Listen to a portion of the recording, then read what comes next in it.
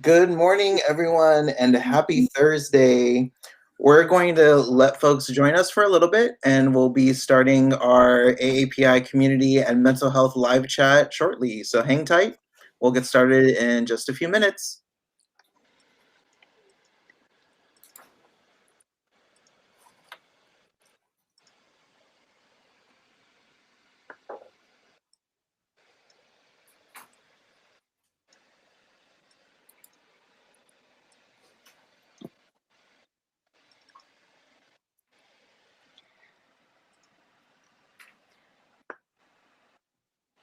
For those of you coming in, can you drop in the chat how you're feeling this morning, just so we can kind of see, say hi, and just get your word in. How are you feeling today, Mylea? I am excited. I'm excited, slightly nervous, but more excited. I can't wait to hear from everyone. I love that. What about you, James? I'm also feeling excited. I just love talking to people, and so the coffee's kicking in too. So I feel like feeling the energy coming through. So yeah, I'm feeling comfy. Nice. I got my blanket here, so I'm ready to dive into this. Yeah, I think Zion has his cat, his comfort cat. It was really great to see. I have my comfort cat next to me, and like James, I have my coffee going. I went down to our local Viento y Aqua here and just got my coffee. Love that. We're gonna get started in just a minute, so feel free to hang tight, get your therapy cat, get your blanket, whatever you need to feel comfy to come join us, and we'll get started in just a minute.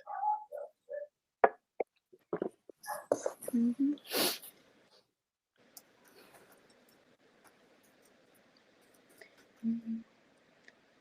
What about you, Elsa and Robbie? How are you feeling? Did you get your coffee in today? Oh, yes. Coffee is right here. I'm not a coffee drinker, but I did get my breakfast at least. Good. Okay. No work on an empty stomach. All right. Well, we are going to go ahead and get started since it's 10:05, and we're going to get rolling in just a little bit. Good morning, everyone. Great to see folks and see we're popping up here on the screen, which I'm super excited about. For those of you who don't know me, my name is James Swazo. My pronouns are he, him, his, and I am the executive director with Long Beach Forward, and super excited to be joining you all for this really awesome conversation, part of AAPI Heritage Month and our Amplify Long Beach campaign. Before I go further, I also want to introduce our co-host for today, and Mylea. Why don't you introduce yourself? Hey everyone, my name is Mylea. I'm so happy to be here co-hosting with James. I'm an organizing fellow for Best Start, and I am really excited to hear from everyone again. I'm so happy to be here. Let's get this started. I love that. So before we go further, I do want to acknowledge, although we might, typically and other times we might be doing this conversation in person or gathering together at some community space, we still want to acknowledge the land that most of us on this chat are occupying right now, which is the ancestral lands of the Tongva and Ashaman people, home to Pavungna, the sacred site of the Gabrielino Tongva people, where Cal State Long Beach is now occupied. So want to acknowledge that and the tie-in to which I think we're going to talk about in a lot of different ways as we talk about the way we move forward in this work, and how we ground ourselves with mental health strategies and our connection to not just the land, but also to our community, to each other, and breaking those pieces down. So I want to encourage folks to share. This is going to be as interactive as we want to make it. And so if want to encourage folks to contribute to the conversations and the comments, and we're going to share this later in other languages as well. But if something's resonating with you, something you feel like you want to add to the conversation, feel free to drop that into the comments. We can all see that here, so we definitely want to interact with folks. And if you have any other questions or things that are coming up, you want folks to elaborate a little bit more, we're happy to do that as well. So feel free to use that. We want to make this as interactive as possible. I also want to do a quick plug. Not only have we been, and throughout this whole panini, we've been looking at doing more live conversations and chats because we can't gather in person in the same ways that we wanted to. We've learned a lot about how we can make these more interactive, and so this was part of the conversation of how do we uplift the fact that we're in AAPI Heritage Month. And we also, I think this is a convenient time for us to also be doing our Amplify Long Beach campaign, which is all about helping support and uplift the voices of people who are doing really important work to actually advance social change and movement building, whether that's within the environment, whether that's within our own communities, and so many other arenas where there's a lot of work to do, work to be done to actually advance social change. So we have a goal at Long Beach Forward of raising $10,000 by this coming Monday. And so we're doing that not only by helping share the impact of this work, but also lifting up our partners and talking about the amazing work that's happening. So I highly encourage you to check out lbforward.org/amplifylb. We'll talk about it a little bit later. And also check out our social media. We had a really awesome conversation with other partners on Tuesday night on IG Live. And we learned a lot about a lot of different campaigns like the People State of the City, Protection Not Detention, Invest in Youth as well, and parent organizing. So check that out. A lot of conversations going on. So without further ado, I want to continue that, and I'm going to turn it over to Mylea to introduce our amazing panel. Yes, we have 3 amazing panelists and community leaders today who we are so excited to have with us. So to begin, we want to know who you are and how you've been involved in your community. So Elsa, can you kick it off for us, please? Yeah, well, hi, good morning, everyone in, I don't know, social media world, I guess. And good morning to my fellow panelists. My name is Elsa Mae Tong. Normally, I would follow that right after with like my title and my job or whatever, but I'm actually trying to like do a little flippy. Who am I? I am the daughter of Chinese immigrants.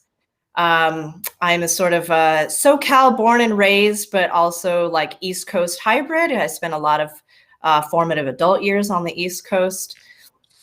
I'm a sort of lover of dance and dogs and karaoke and drumming. And also I am the land use program manager at Long Beach Forward. How I've been involved in the community, sort of community, broadly speaking, or different dimensions of how community is defined. So in terms of how I've been involved in the Asian American community, I would say since college, and that sort of my identity formation as a Chinese American, as an Asian American, really solidified in college. And was immediately also then became political. So my identity has always been political. And I've been involved since college in activism, in Asian American theater and spoken word, in Asian American politics, working for an Asian American congressman, working on Asian American civil rights issues. And then fast forward up to here, my community as defined as my sort of geographic Long Beach community, my neighborhood, my local community. I've been involved since my work at Long Beach Forward in 2018, specifically supporting housing, land use, environmental justice, and community development coalition and campaign work. So I don't know, do I pass it or I'll pass it back to you, Mylea? Awesome. Thank you so much for sharing, Elsa. Wow, you've been very involved. Even while I was listening to you, I was like, yes, thank you, Elsa. Yes, good job. Okay, and so next up, I want to hear from Seon. Hi, Seon. Who are you and how have you been involved? Hi, good morning, everybody. Jimriop Suo and Sawat Pinong. I have to, that's a greeting in Laos. So for me, who am I? I am a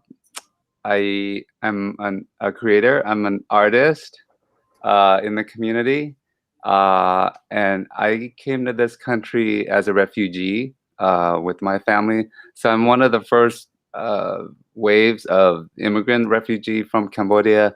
So we came to this country as a family in 1980. And so we were transplanted in the Midwest in a small farm town, Elkader, Iowa, way back in the day. So country music is kind of rooted into me. And then came out to California and where there were other family members, and then just got to Long Beach. Well, first was in Torrance and then came to Long Beach in 1984, and just saw this city grew from what it is today. You know, definitely a slow change of migration of our immigrant community that came together. But really just love seeing the diversity in this town, because there's just so much love and energy right now in all the movements. You know, the Asian movement, the Black Lives Matters movement, and then there's just a lot of momentum around the city support. So I'm just really looking forward to talking about all of these healthy things that we're doing for our community, and all the mental health that is being brought up, and then what we're going to be talking about around that. And I'm just looking forward to it. Awesome. Thank you so much for sharing, Seon. I am so excited to hear what your perspective on all of this is. Everyone sounds so involved. Last but not least, got to kick it off to Ravi. Hey, Ravi, how are you doing? Who are you? And how have you been involved? Hey, Marlea. Hey, everybody. Good morning. My name is Ravi Ahmed. I'm a program director here at LBF. I'm a recent transplant to Long Beach. I was born and raised in New York City.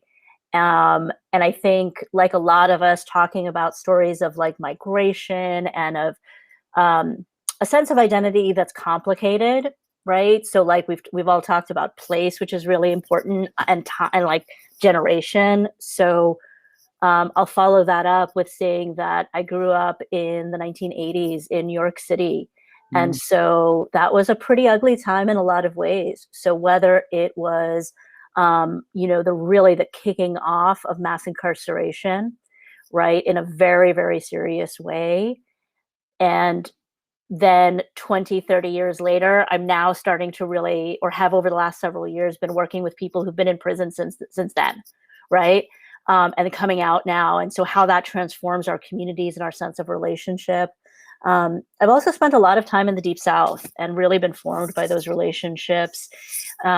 So, the sense of how to be an American or how to navigate this country, I think, again, shaped by generation and by a wide variety of locations.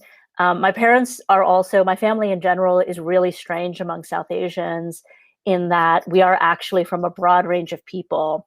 One of the things that's about my community, it's a very large place. It's a subcontinent, right? But people tend to stick together in their ethnic communities. And so one of the things that's unusual about my family is that my parents and my grandparents are all from different parts of India. And so we speak a lot of languages, different languages in my family. We have a lot of different religions. It's an unusual situation. And when living in India, I've lived in India a lot over in my 20s, and explaining myself to Indians is really hard, or to Pakistanis is really hard, because, that question of where you come from is usually really specific. And whereas for not just me, but even for my parents, it's a complex tapestry of different kinds of relationships. So watching, and like, I think that's one of the big things that I learned in my family, was that these are all authentic and they're all real, and prizing one over the other is actually, representational versions of identity, and identity politics are something that are extremely annoying. I don't really like that. And so I think that comes from watching and growing up in a family in which solidarity with your neighbors and solidarity, when my parents came over, they got really involved in civil rights movement and the anti-Vietnam War movement and things like that. And so the idea that you belong to an ethnic community, maybe, or several ethnic communities, but you also belong to a place as you're a migrant. You belong there, right? To your neighbors. You belong to the time and generation that you belong to. You belong to and with, a lot of those things. And so a sort of complex, again, a tapestry is, I think, a really good way of describing sort of my relationship with, place in a lot of the communities that I belong to. And now I live in 90813. I live near Drake Park, which is a really great neighborhood. Everybody says good morning. It's so civilized. I absolutely adore it. You walk around on the weekends, everybody's having barbecues, music playing all the time. It's really, really lovely. So yeah, back to you, Malaya. Wow, I'm happy to hear that, and thank you all so much for sharing your stories of migration and the different dimensions of identity and representation. And so, going off of that, we want to dive into community questions for AAPI. And so we're wondering, what does being a member of the AAPI community mean to you? And we'd like to begin with Elsa again. Elsa, it's off to you. Yeah, so and just listening to everybody's intros and stories is also bringing a lot of thoughts up. And actually, my original thought around this really ties into what Ravi was just saying.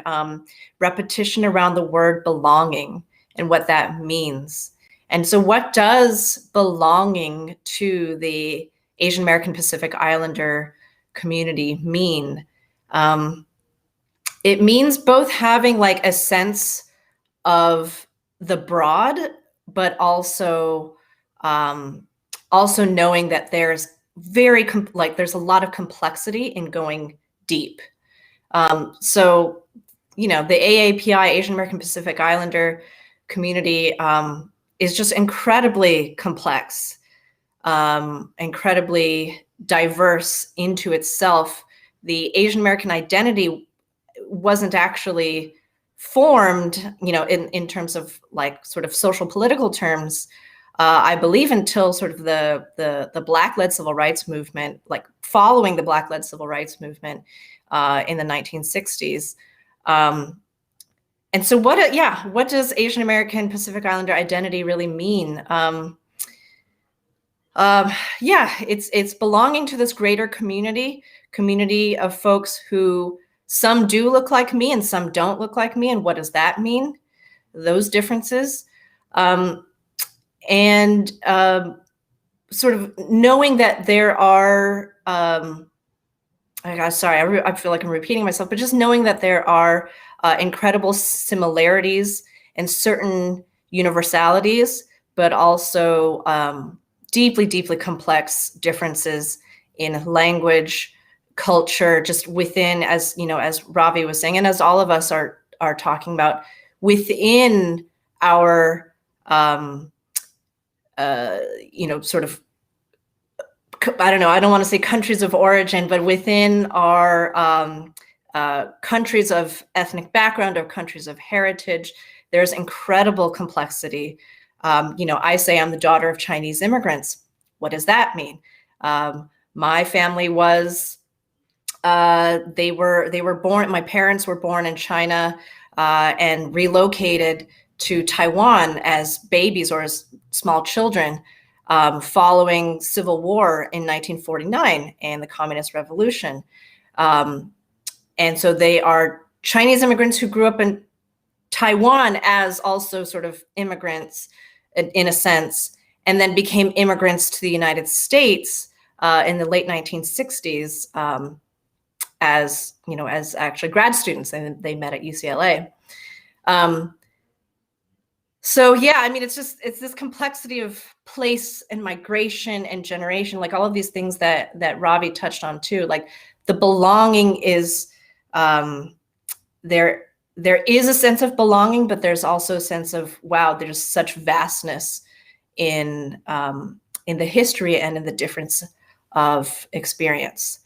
So it's a complex dynamic, I think, of just togetherness and difference. So with all of that, I don't know, maybe I'll pass it to someone, or maybe I'll pass it back to my Leia. Okay, yeah, thank you again so much for sharing. There's a lot of different dimensions that go into it, and I'm just happy to hear all of it from you, to learn more about your story. And so, I also want to hear from Ravi. So, Ravi, what does being a member of the AAPI community mean to you? Oh, lots of things. I think my community has a really has some fraught racial politics. We're a very colorist society. As a community, we have a lot of like anti our own indigenous community issues. We got a lot going on. And I think in terms of like building or bridging sort of like the AIP and the larger sort of political work, but also I would say like mental health, because I think a lot of the mental health issues that our community deals with around migration and race and America and all of that stuff, it's important to bridge those things. And I'll say something that my dad said to me when I was really young, which is that every immigrant to this country has to decide at some point in their lives, are they white people? Do they want to be white people? Or do they realize they never will be? And that actually, right, like society forces us all to pick these things because of the foundational impact of slavery, of white supremacy in our national narrative. And it's not to say that there aren't other, histories of genocide, whether it's an oppression, whether it's around our southern border, whether it's around Indigenous and First Nations communities, but that is one of those foundational things that all immigrant communities have to deal with. And I would say that when I think about the topic for today, I think one of the sort of fractures and stresses that a lot of Asian Americans that I'm in community with are dealing with is that they're having to choose some of this stuff, man, right? In a way that maybe they haven't before, or maybe they had notional ideas of like, yeah, Black Lives Matter, but because of the anti-Asian violence that has been happening over the last 6 or 7 months, it's become personal and visceral. And I think for a lot of people, that feeling of vulnerability is actually new. It's actually new. They thought they were on the side of the angels, right? They thought they had the right sympathies. But they're realizing like, wow, I'm vulnerable, right? And so many of our communities, and again, goes right back to mental health, we're given to think that we're model minorities, right? And so when we look at the broad span of Asian communities, there are some that are racialized or put in like, oh, you guys are the ones who go to fancy colleges and become doctors, right? I'm a weirdo in my community because I'm not a doctor, an engineer, or a computer scientist, stereotype wise, right? There are other Asian communities that are stereotyped as refugees, as like low-level nurses, right? Because we're a society that doesn't believe in valuing care work, right? Which is what so many paid or unpaid, so many members of our community do. So there's a lot of those, like there's race, there's class, there's all these ways in which this country uses our roots to sort of like fuck us up and bring us into the insanity that is America. But I'll end by sort of going to the last question that we were going to talk about in this thing, which is things that are restorative, like what our communities do. And I'll sort of maybe some other folks can also answer this. South Asians are party people. We are party people. We love a good 3-day wedding. 3-day weddings are a little short, but we make do. We're really into just celebration around food, around community. I will literally say that there are parties that I have been to, Pakistani parties, usually no alcohol. And it is the wildest time you could ever imagine. We love to feed each other, right? Both like literally really good food, but also like emotionally. And we're a culture that really has a lot of like beautiful textiles. We tend to have like really nicely decorated homes, right? Like we take that really seriously, that our personal spaces and our family homes should be rich and reflect that rich tapestry of heritage. So I'd say those are some of the like restorative things in our culture, or in my culture, that really help with some of that heavier stuff we were talking about. Of course. Thank you so much for sharing, Ravi, and diving into all of those different dimensions. And then last but not least, can we also hear from Seon? What does it mean to you to be a member of the AAPI community? Yeah. So as Elsa and Robbie was speaking, I was just reflecting on my background and the complexity and the richness of all the AAPI community, and some of the groups that I have been with, and I get to learn about them. Say Korean community members, Chinese community members, and I'm just like, wow, it's a lot of like what I just shared earlier. You know, people that have been refugees get transplanted in the middle of Iowa, and then their perception of America starts with that. You know, and whether the people there are just beautiful and friendly, or versus some of the other refugees that I've heard got transplanted in New York City in the 80s, and it was then they just literally have to fend for themselves again. And I maybe that was naive of me, you know, when I think, well, everybody's coming into this place like I did, the way I did, into a nice community, everybody's welcoming. No, so but I think as I was growing up in my community here in Long Beach, of the Laotian community and the Cambodian community, we do love to party and to share food and drink as well.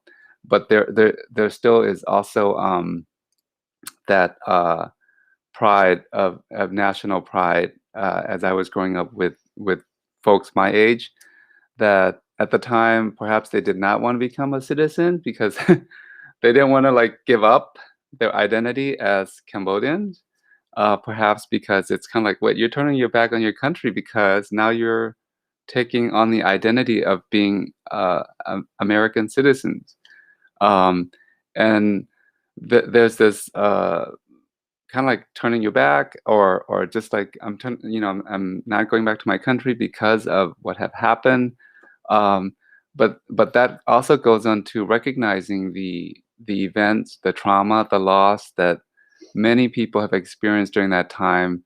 And as Elsa had mentioned too, around racists against each other, against the minority group within Cambodia, right? There are the Cham group, there are the like myself, we're the Laotian Nyaw, which is another segment of Cambodian people that was living on the border. But as I go into my AAPI community, I just was like, wow, okay, I'm just gonna sit and listen and share and hear what this person's gonna share around their experience about themselves. And then I just like, wow, I'm just so glad I'm keeping my ears open because I'm just learning so much about you. I love that. Thanks so much to everyone who shared so far. I mean, I think you all are bringing up some really big pieces and helping us unpack how complex and diverse, but the AAPI community is. But also, like, I appreciate your own individual experiences with it as you've been, moving through this and doing your amazing community contributions as well, both to like Long Beach and beyond. And so I'm really curious for us to pivot to the other part of this chat, which is like the mental health piece of it too, because I think that's also, one of the biggest things, especially as we are doing this community building together and trying to work through all of these, all of the things that our ancestors and folks, before us have worked through as well, and unpacking that. I'm curious on a broad level, like, what does mental health mean to you, and how has your view of mental health changed over the past couple years? So if there's somebody who wants to jump into that, feel free to.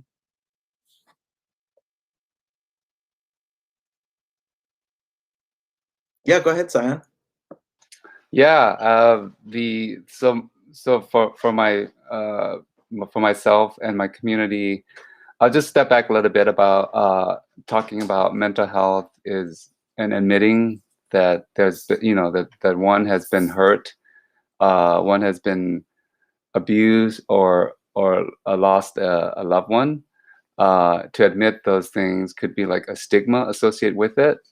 and then also perhaps you may be viewed as weak, or now there's this thing that one has internalized it within themselves, and then that could also be toxic, right? Because now you're perhaps indirectly passing that on to your family member, you know, your partner or your kids, through various channels that could be negative. And so, and then as I got some training around mental health and being able to recognize and to perhaps articulate and share these, and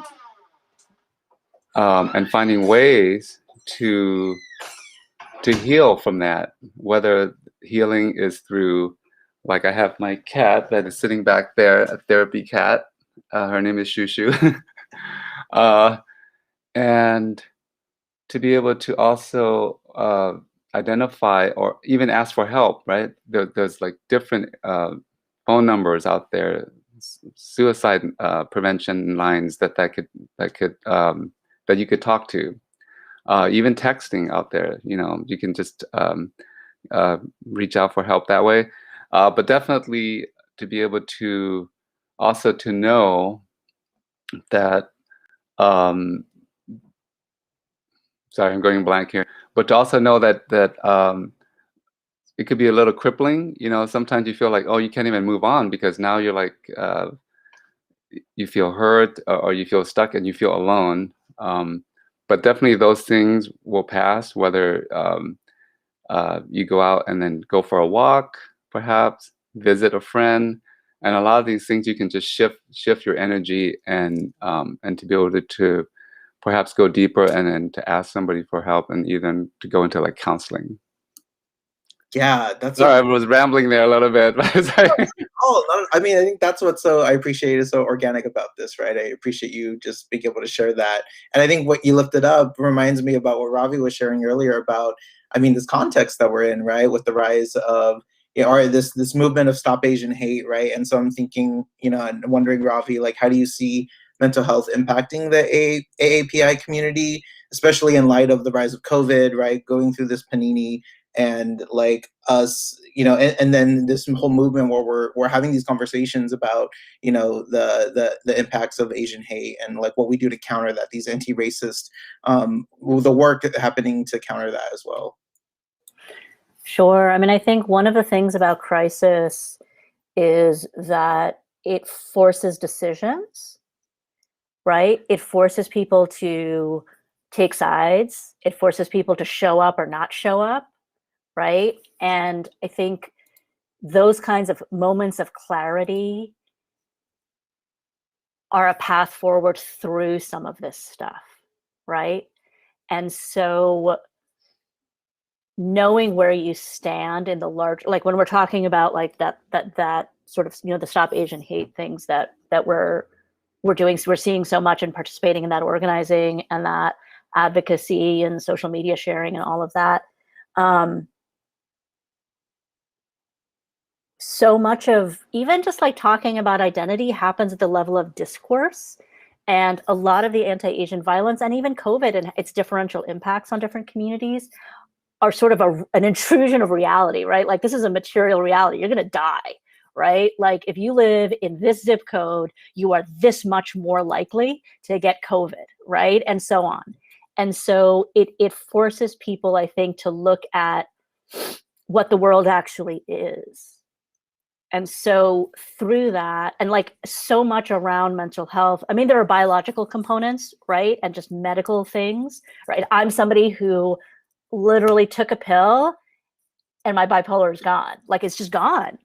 They invented a medication 12 years ago that solved it. So I had a biological, physical brain issue. But you know, in New York, everybody's in therapy because otherwise we'd all be serial killers. So I was also in therapy because you need to repair and you need to self-reflect and we need to learn these tools. And so I found, so anyway, so those are some of like my big picture thoughts about it, is that as rough as it is right now, I think for a lot of people, there are these moments of crisis force clarity, right? Which side are you on, right?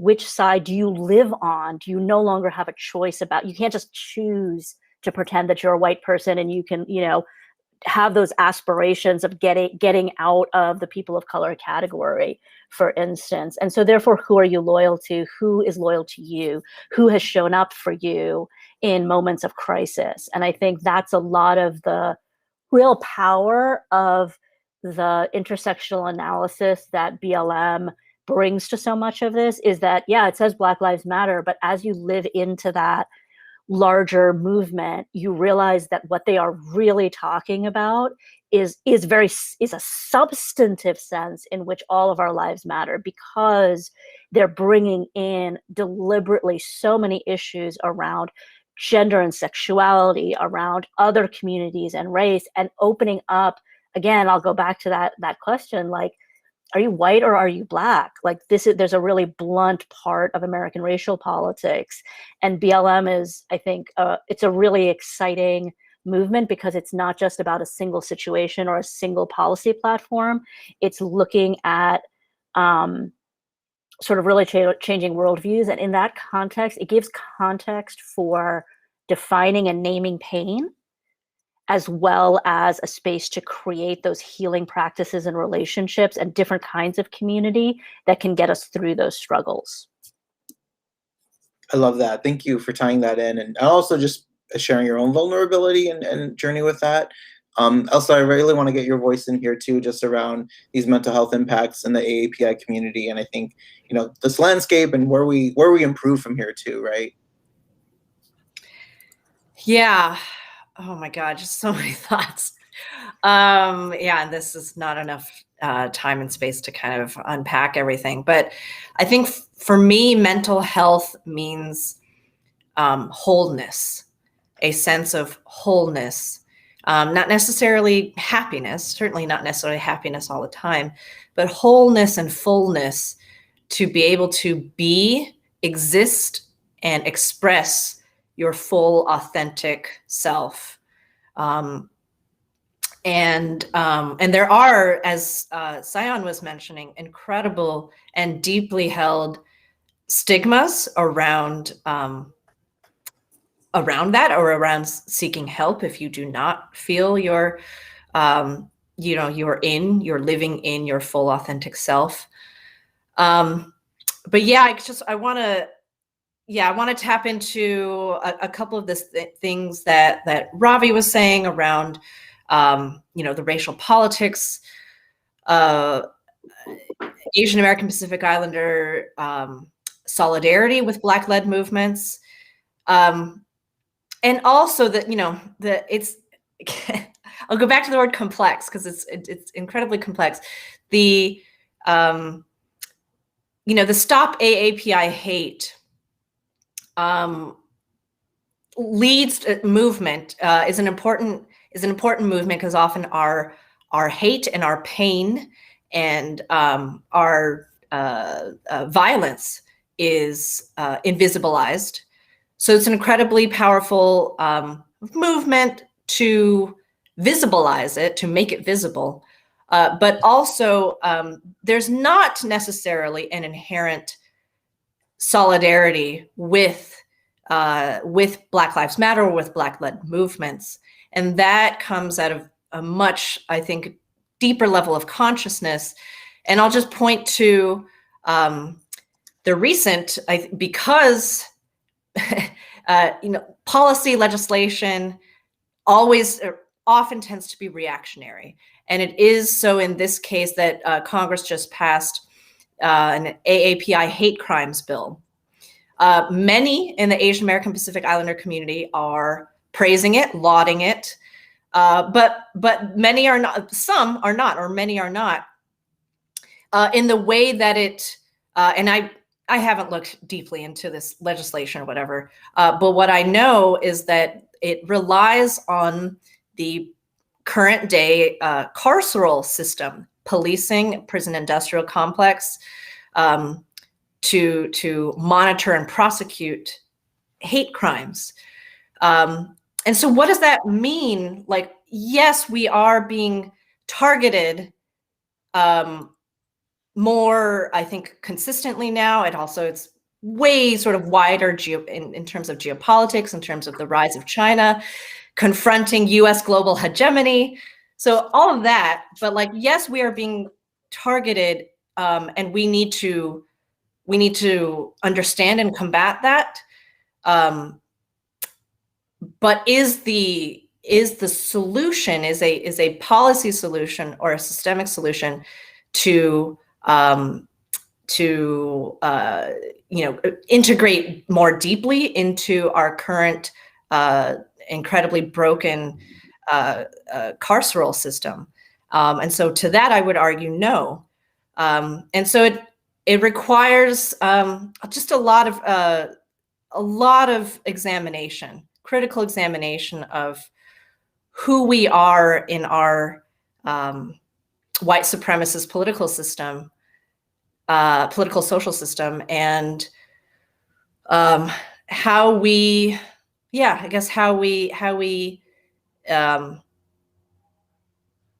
claim our power, and going back to mental health, how we're able to exist and express our full authentic selves without how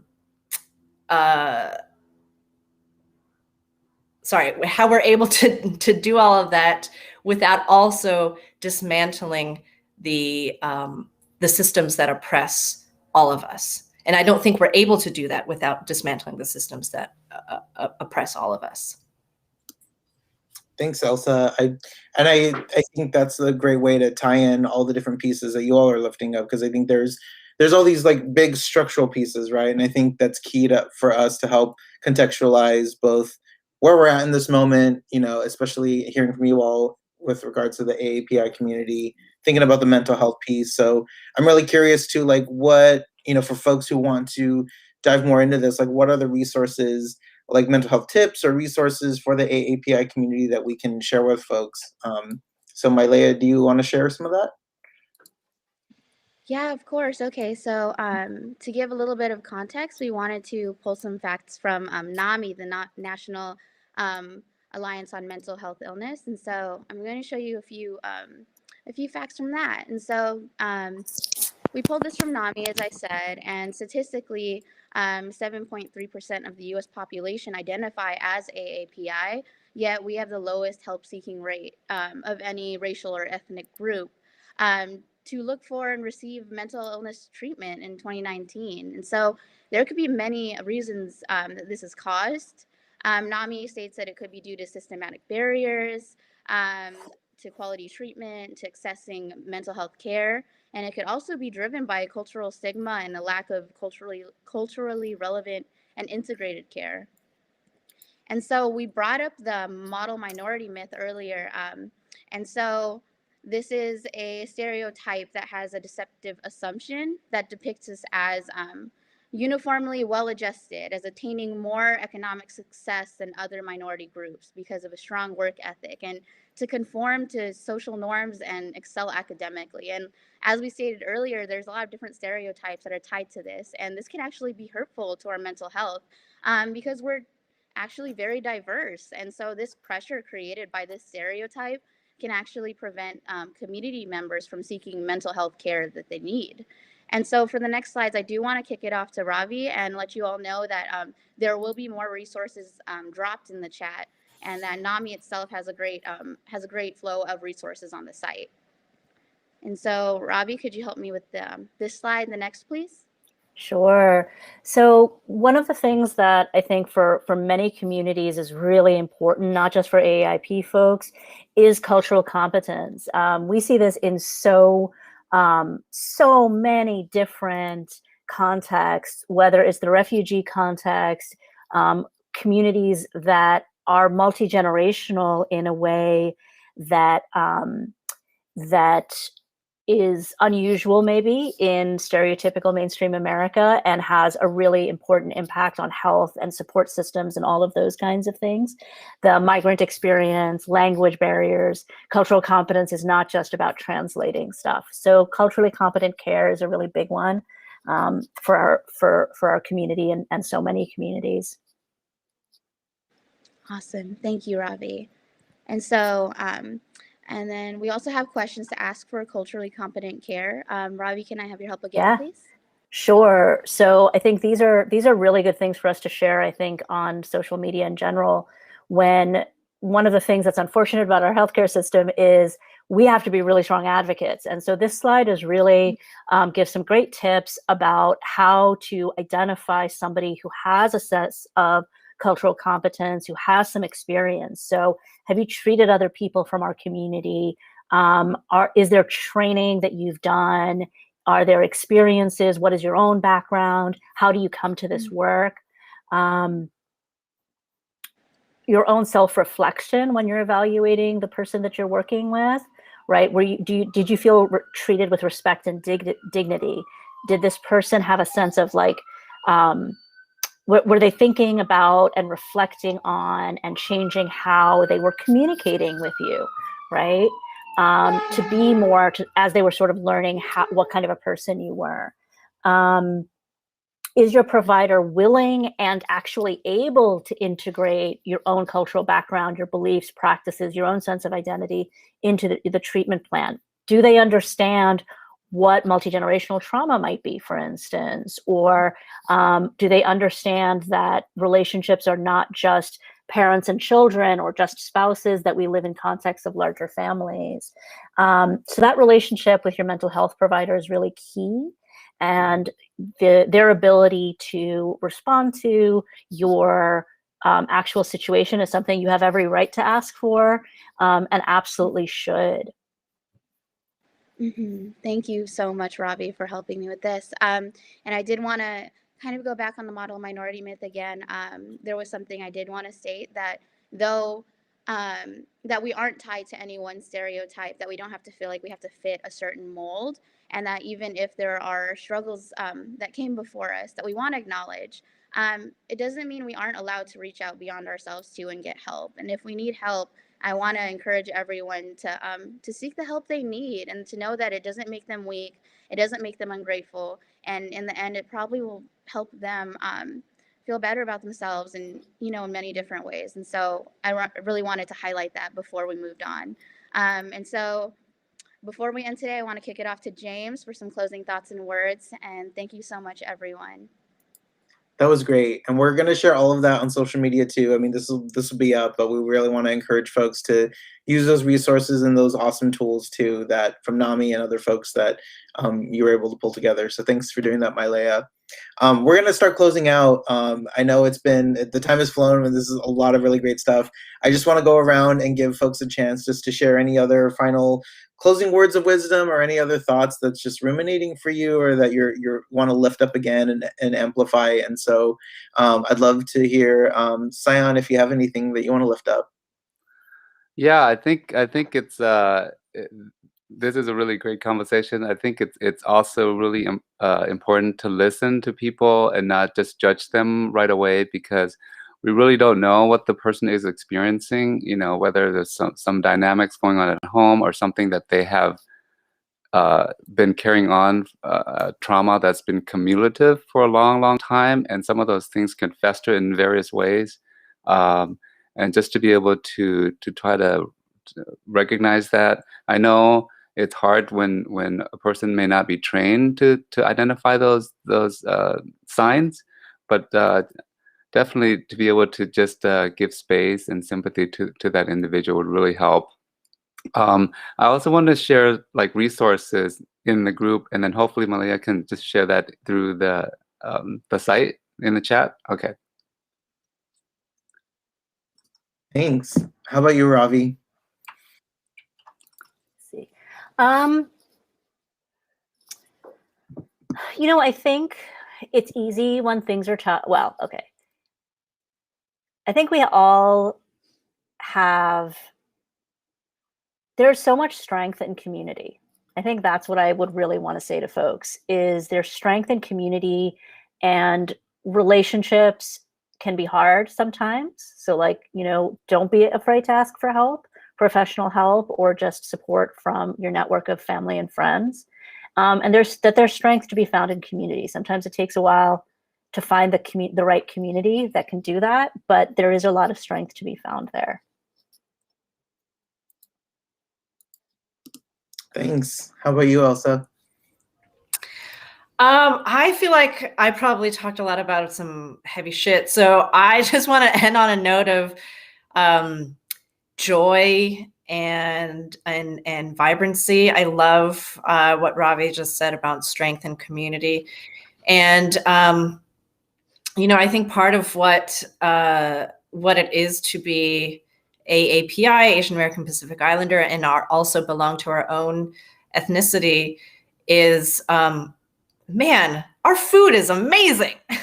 Our food is off the chains amazing. So it's joy with food, with people, with community, and also the recognition of when you're not feeling right in yourself, that there are resources. There are resources among each other, and also professional resources that I personally sought starting in 2018, and honestly, I will be restarting again. Yeah, just an expression of joy and community. I love that. Thank you. Mylea, any other closing thoughts that you have? Yeah, I just want to say I really resonate with everything that you've all been sharing. There is a lot of joy in community, and trauma, it's not just a one-day thing. It can take time to heal, and it might keep coming back, and it's okay to address it. If anything, addressing trauma takes a lot of strength, and so I again, I guess I just really want to emphasize it doesn't. It's okay for you to acknowledge that you're struggling and to say, hey, I need help. I need to talk to someone else. And that's fine. I just want everyone to know that they aren't alone in their struggles, and that there will be a space for you out there where you can share this with other people, and, just have that sense of community, and to not feel so alone. And so I just wanted to share that. And thank you again so much. And James, is there anything else you'd like to say? I think, were there any other resources you were going to share? Just want to make sure we got all that. No, but there will be more dropped in the chat, specific links, so people can just guide to it. Perfect. That's dope. Yeah. Well, I want to thank all of our panelists for joining us. I really appreciate all the thoughts. Thank you, Mylea, for co-hosting. I think this is, I hope we have more conversations like this, and would love to hear from folks who are watching this, like what's resonating with you, what would you love to see more, and hear from other panelists and other folks in the community that we pull together. I just want to, so thank you so much. Really grateful for you all. I also want to encourage folks to, if you haven't yet, check out our Amplify Long Beach campaign that we're tying in with all of this. You can visit lbforward.org/amplifylb. As I mentioned at the top of this hour, we on the Long Beach Forward team have a goal of raising $10,000 to continue supporting our work to amplify community voices, other community partners who are doing really, really critical work to all of this movement that we're building to advance racial and economic justice, equity in our community on so many different fronts. And so your support and contributions in this campaign mean a lot to help us continue doing things like this and creating these vibrant spaces where we can dig into really complex issues, but also move this work forward, build community, whether we're in person, whether we're virtual or not. So I want to encourage you all, whether it's $5, $10, $25, contribute and join us and learn more about Long Beach Forward. All of our other partners, you can lift up in the chat: United Cambodian Community, Cambodia Town Thrives, Khmer Girls in Action, so many others that can't come up to the top of my head right now, who are doing really important work for our community. So check that out. Thank you so much for joining us. Really appreciate you all taking the time. We hope you found this insightful, and we're all looking forward to seeing you out in the community hopefully soon. Thanks, everyone.